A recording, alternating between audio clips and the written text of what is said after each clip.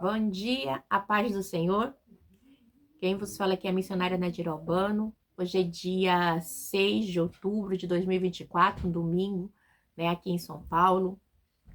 Hoje é um dia também de eleição no Brasil inteiro.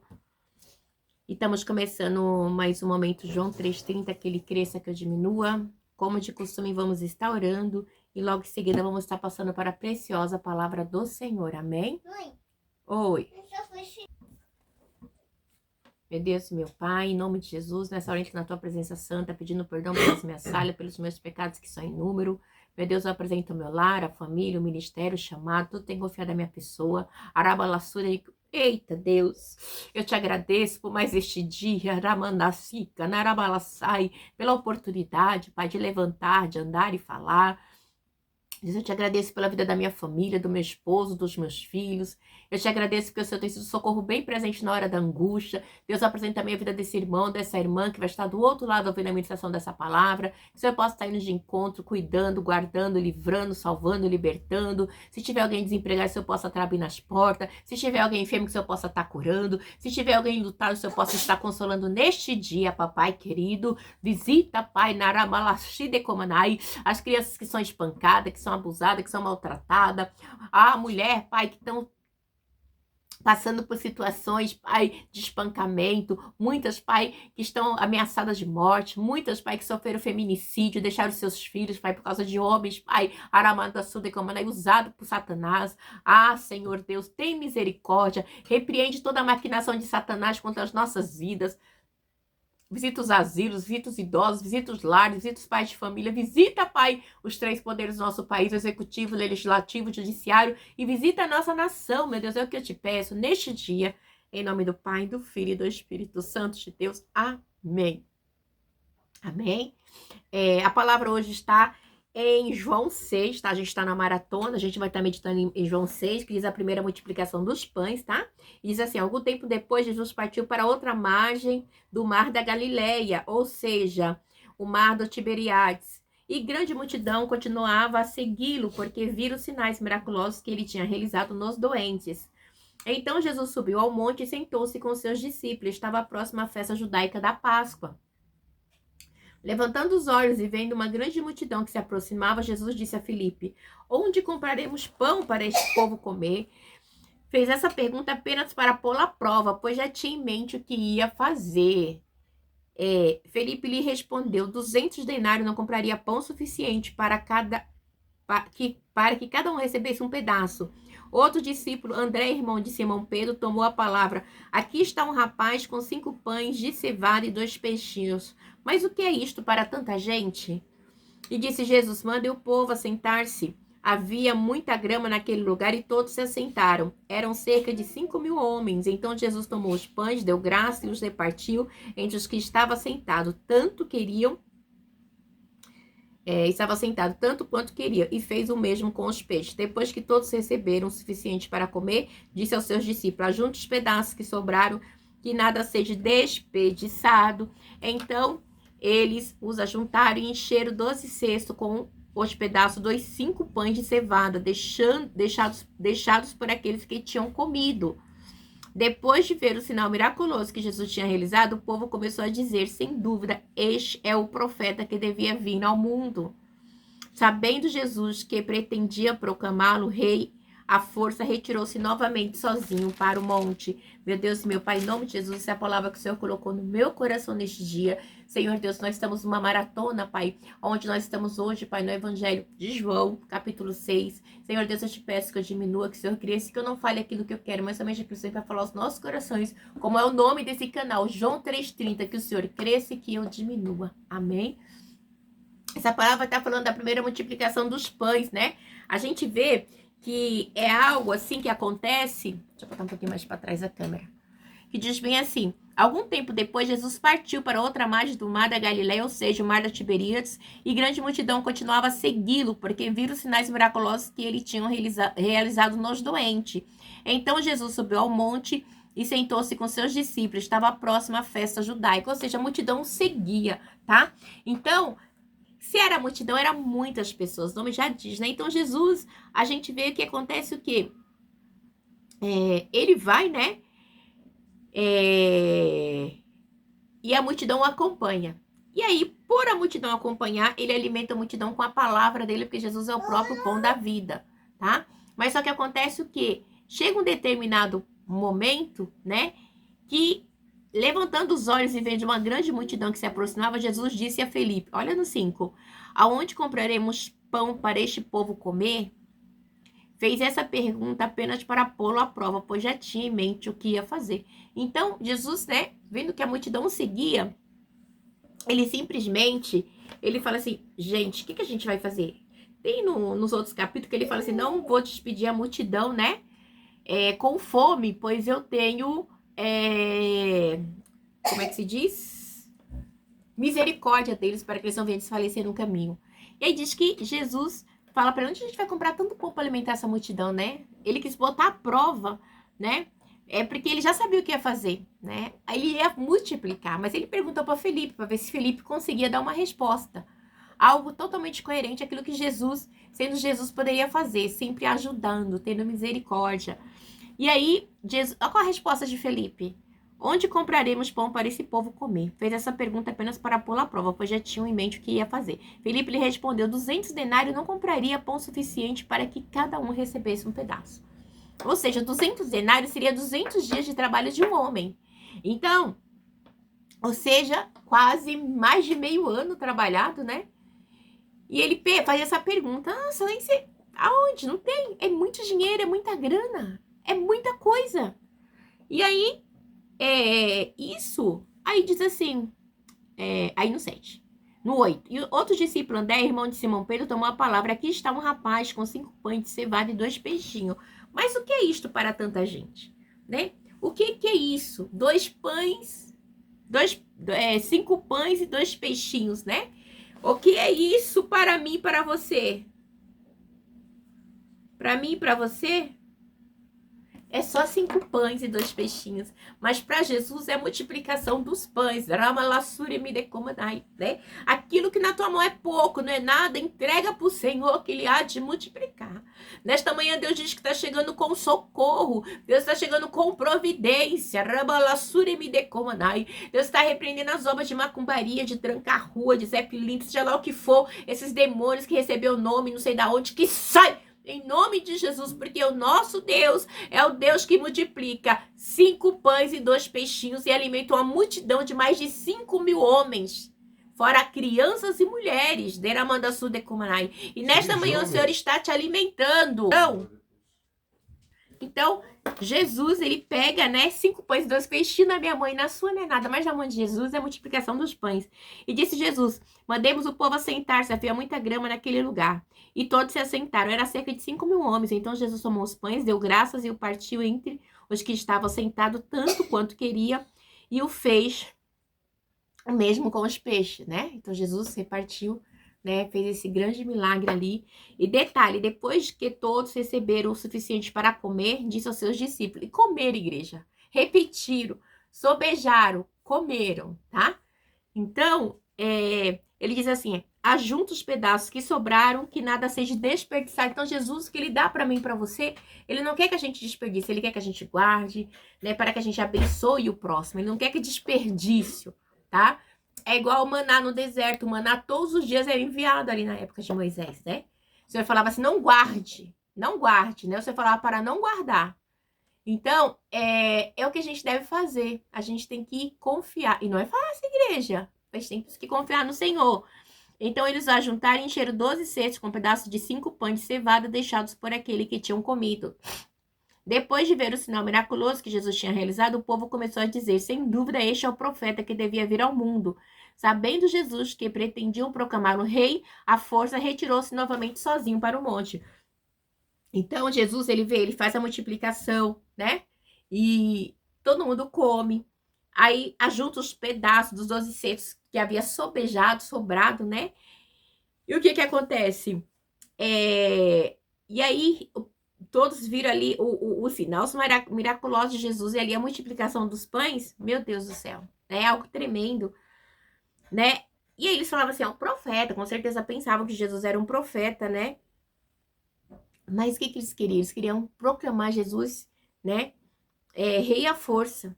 E Jesus ele não queria, não era chegado, ele não foi o objetivo dele, reinar aqui nessa terra, né? Ele é o Messias, ele veio para salvar e libertar, para a gente reinar no céu com ele, não aqui. Então, aí a gente vê que eles tentavam, então Jesus teve que sair. Aí vamos no 14, no 16, Jesus anda sobre as águas.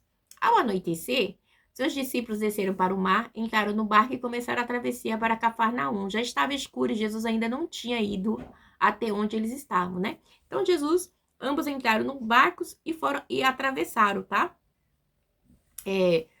E quando diz aqui, no 18, vamos voltar um pouquinho aqui, né? 17. Entraram no barco e começaram a travessia para Cafarnaum. Já estava escuro e Jesus ainda não tinha ido aonde eles estavam.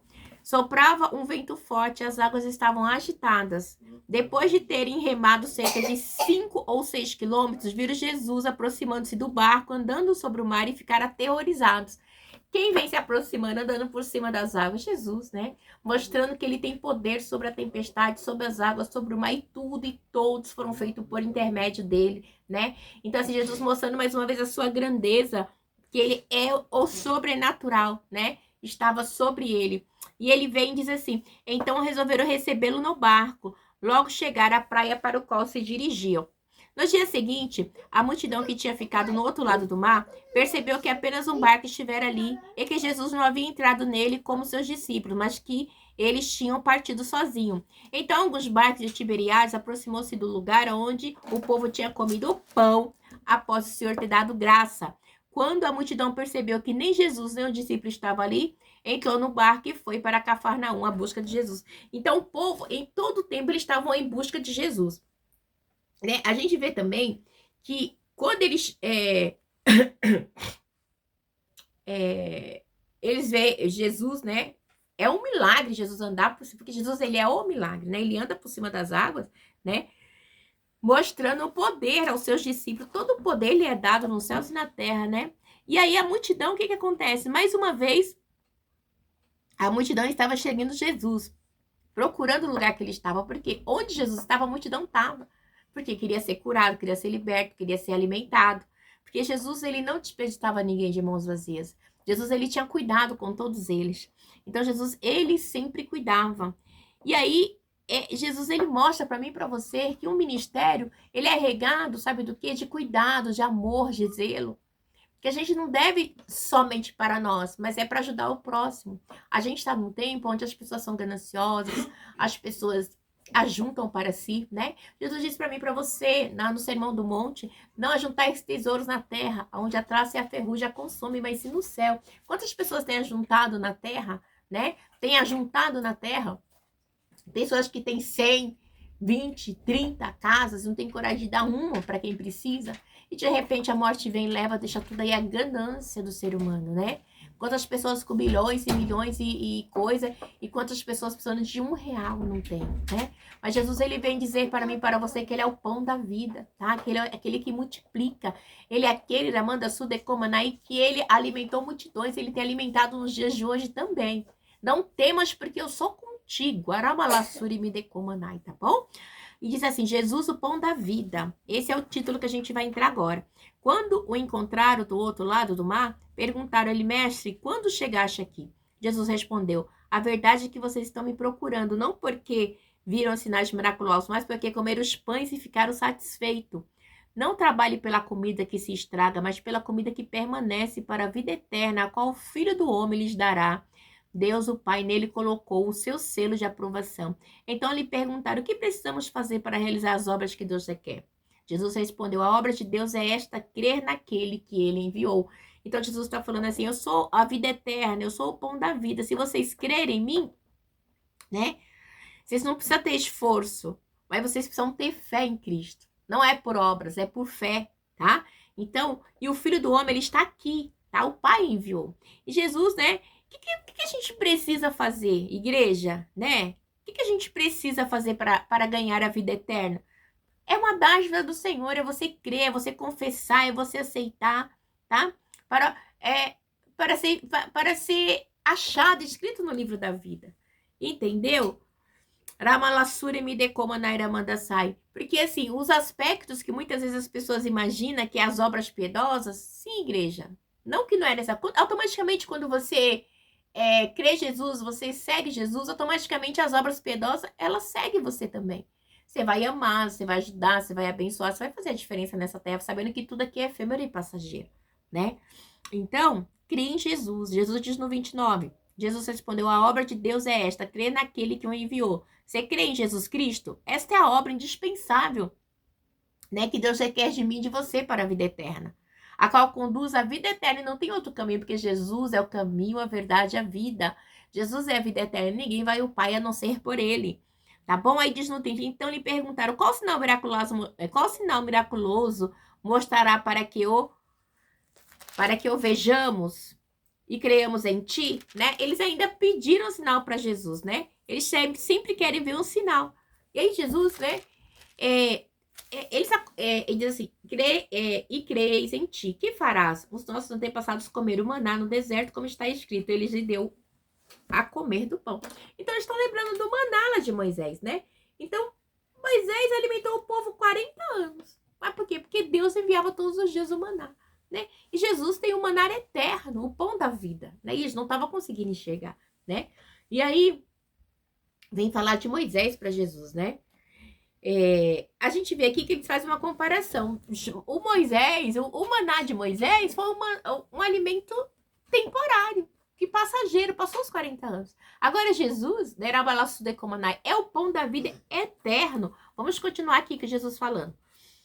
Os nossos antepassados comeram maná no deserto, como está escrito, ele lhe deu de comer pão do céu. Declarou Jesus, digo-lhes a verdade, não foi Moisés quem lhe deu pão do céu, mas o meu Pai, que lhes dá o verdadeiro pão do céu, pois o pão de Deus é aquele que desceu do céu e dá vida ao mundo. Jesus diz assim, foi meu Pai que deu para Moisés, né? E ele deu eu para vocês também. Então vocês têm que entender, se vocês comerem esse pão da vida, vocês vão ter a vida eterna. A de Moisés não, tá? Moisés, ele não tinha acesso à vida eterna, mas Jesus, ele nos dá a vida eterna. Disseram, Senhor, dai-nos sempre desse pão. Então Jesus declarou, eu sou o pão da vida. Aquele que vem a mim nunca terá fome, aquele que crê em mim nunca terá sede. Mas como eu lhe disse, vocês me viram, mas ainda não creram. Então assim, eles estão vendo Jesus, tá vendo os milagres, mas ainda não estão crendo. Como assim? Jesus é o pão da vida, é o verdadeiro pão, a verdadeira vida, né? Então assim, o maná do deserto de Moisés não era de Moisés, era de Deus, tá? E Jesus é o próprio filho, o próprio maná, vamos dizer assim, o pão da vida, né? E a gente vê que e Deus transferiu, assim, uma responsabilidade imensa para Jesus, toda a responsabilidade, porque Jesus, ele sendo o pão, ele sendo o pão de cada dia, é algo totalmente diferenciado. Quem come dele não tem fome. Não tem fome do quê? Desse mundo, igreja, porque esse mundo aqui jaz o maligno e tudo que não presta está aqui, né? Então, quando a gente se alimenta do pão da vida, a gente anseia pela justiça, daquilo que é reto, daquilo que é certo perante os olhos do nosso Deus. A gente não vai se embaraçar com as coisas desse mundo. A gente não vai se embaraçar com a corrupção. A gente não vai se embaraçar com a mentira, com o engano, com a calúnia, com a perseguição, com a pedofilia, com o roubo, com a prostituição. Rabalassura e midecomai. Porque nós estamos cheios do pão da vida. Estamos alimentados pelo pão da vida, que é a verdade, que é Cristo. Arabandaxere manassai, né? E aí Jesus diz assim no 38, pois desci dos céus, não para fazer a minha vontade, mas para fazer a vontade daquele que me enviou. E esta é a vontade daquele que me enviou, que eu não perca nenhum dos que ele me deu, mas o ressuscite no último dia. Então Jesus, ele não quer perder, ele quer ressuscitar, ele quer que a gente venha viver com ele. Porque Jesus, ele não está aqui para fazer a vontade dele, tá? Ele não está aqui para fazer a vontade dele, mas ele está aqui para fazer a vontade do Pai. E a vontade do Pai é que eu e você se salve, que a gente não se perca. Esta é a verdade, verdadeira vontade do Pai, tá? Ele não diz que eu e você somos o que nós temos. Ele diz que nós somos o que ele diz que você é. E eu e você somos mais que vencedores em Cristo Jesus. Porque é o pão da vida que sacia a minha e a sua vida. Não é fácil, igreja, as perseguições, as calúnias, os levantes, as obras de macumbaria, de feitiçaria. A gente chora, a gente fica triste, mas maior é aquele que está comigo e com você. Narabanda sai. Porque a vontade do meu Pai é que todo aquele que olhar para o Filho e nele crer não tenha vida eterna, crer tenha a vida eterna e eu ressuscitarei no último dia. É a salvação, é o que Deus tem para mim e para você, é algo espetacular. Não é a minha vontade, mas é a tua vontade do Pai que tem que prevalecer sempre. Aleluia! Oh, rabanaço e decomanai, né?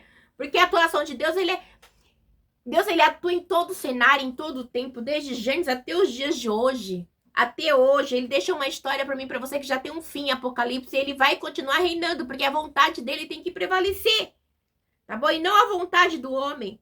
E a salvação é primordial para Deus, porque a misericórdia de Cristo é inesgotável na minha e na sua vida. Ora, balassude como, né? Ele desceu da onde? Do céu. Por quê?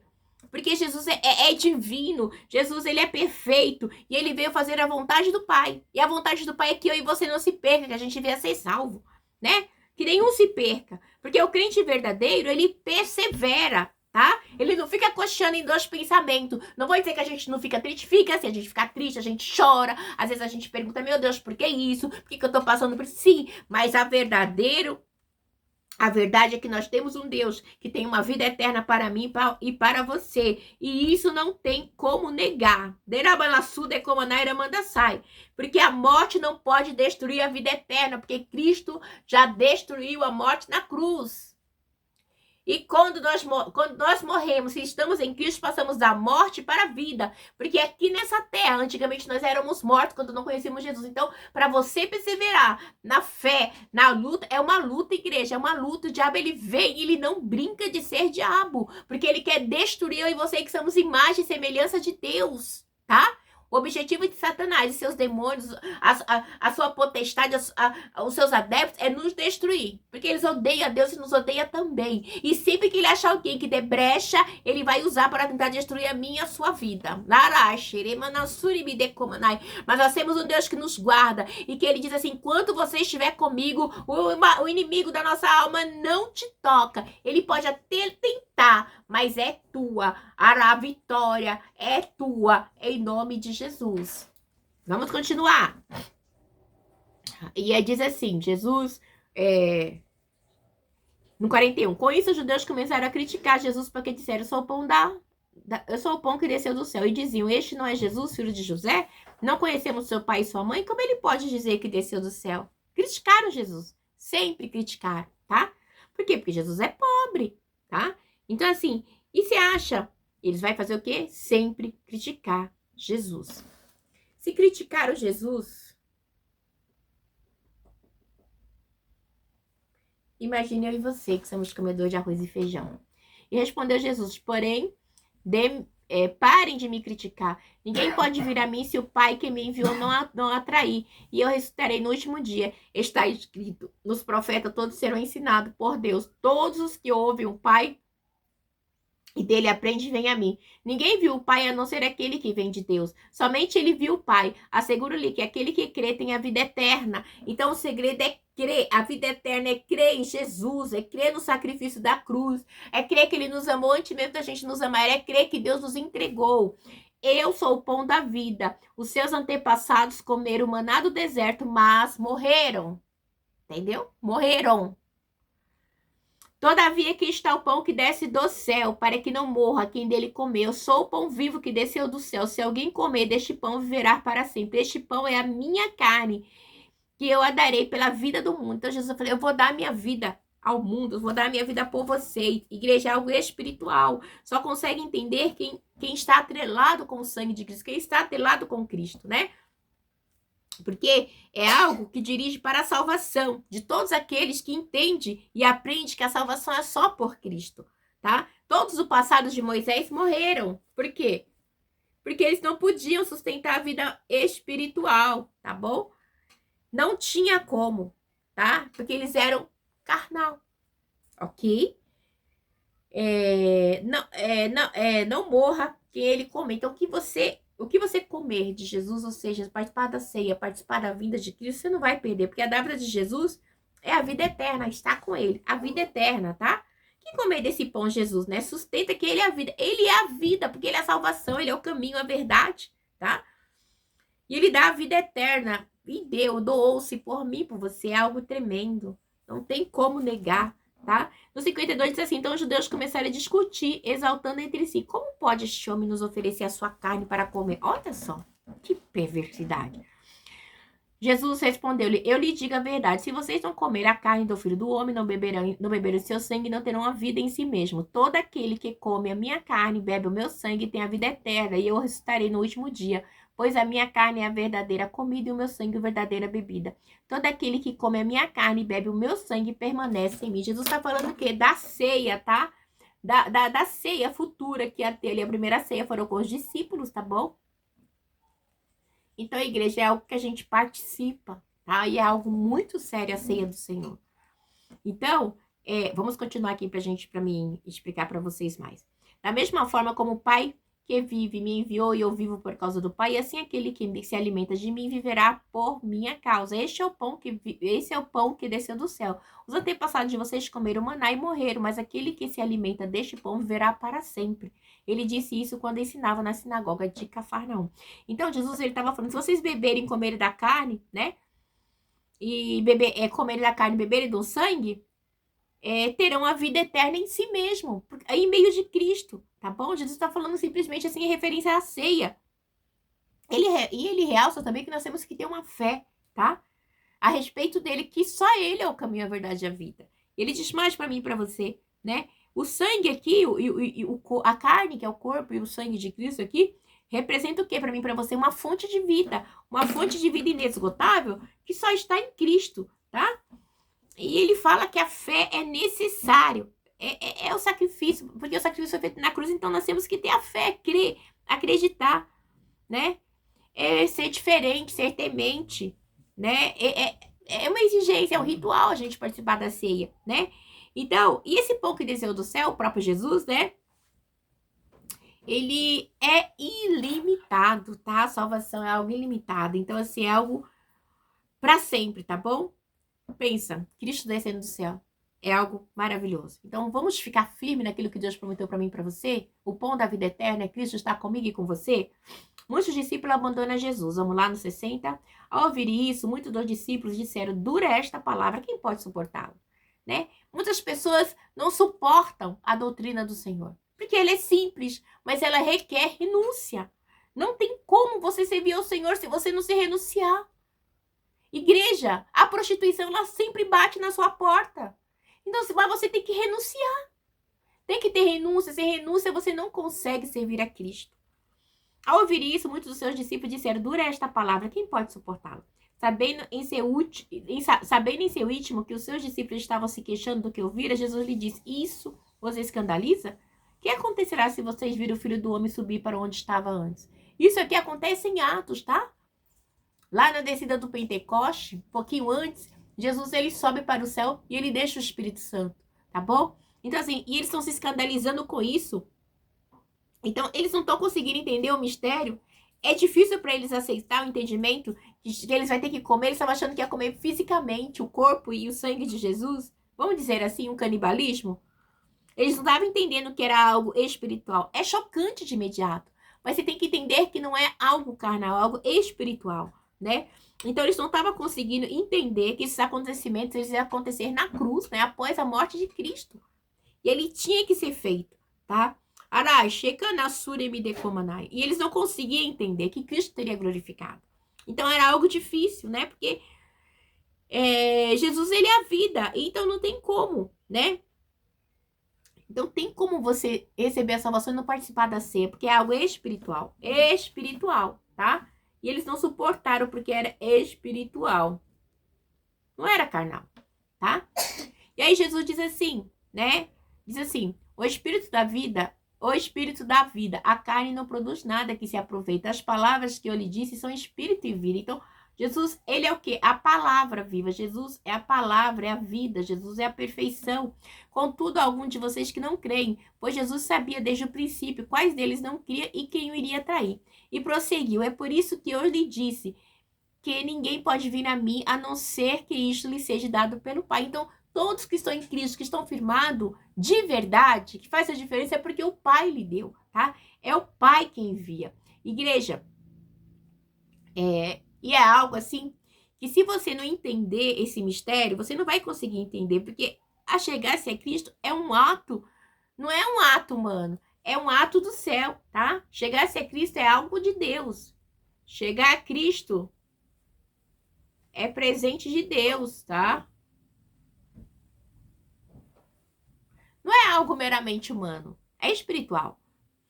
Então, no 66, daquela hora em diante, muitos dos seus discípulos voltaram atrás e deixaram de segui-lo, né? Porque eles não conseguiam suportar. Jesus perguntou aos 12, vocês também não querem ir?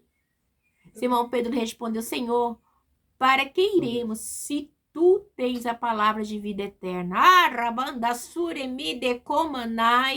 Para onde iremos se só tu tens a palavra de vida eterna? Igreja, nós não temos para onde ir, a não ser na presença do Senhor.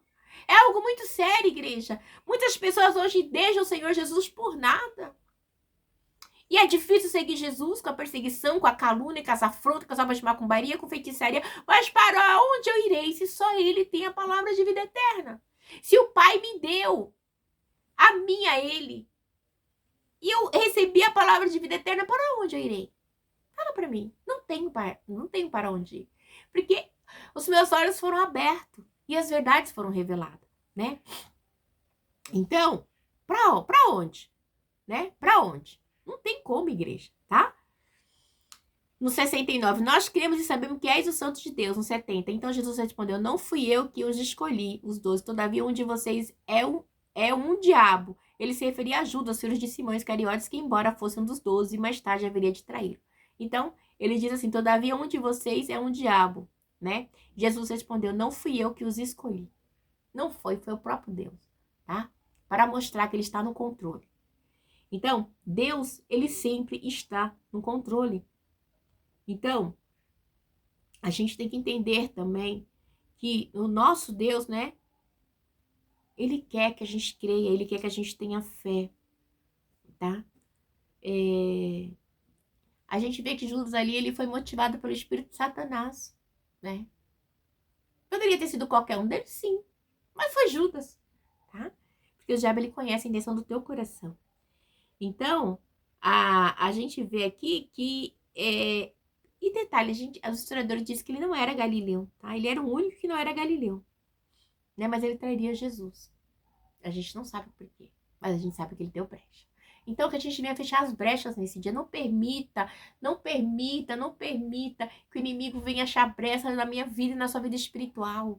Com mentira, com roubo, com corrupção, com adultério, com prostituição, com mentira. Vamos fechar as brechas. Porque Jesus está às portas, igreja. Ele está voltando. E o diabo não está brincando de ser diabo. E se a gente não tiver verdadeiramente em Cristo, o inimigo, ele vai nos tocar. E a coisa é muito séria. E ele quer tocar para nos destruir, para nos matar mesmo. Mas, olha, graças a Deus que tem nos escondido no esconderijo do Altíssimo, no seu esconderijo. O Senhor tem escondido a minha e a sua vida. Porque se Ele não tivesse nos guardado debaixo do sangue de Jesus, eu mesma não estaria aqui. Eu já estaria morta há muito tempo, desde criança, desde adolescente, desde já desse tempo. Que muitas pessoas sempre tentaram me matar, né? E eu sei que eu estou de pé aqui guardada porque eu estou nos esconderijos do Altíssimo, porque a sombra do Onipotente me guarda, porque Deus tem cuidado de mim, tá bom?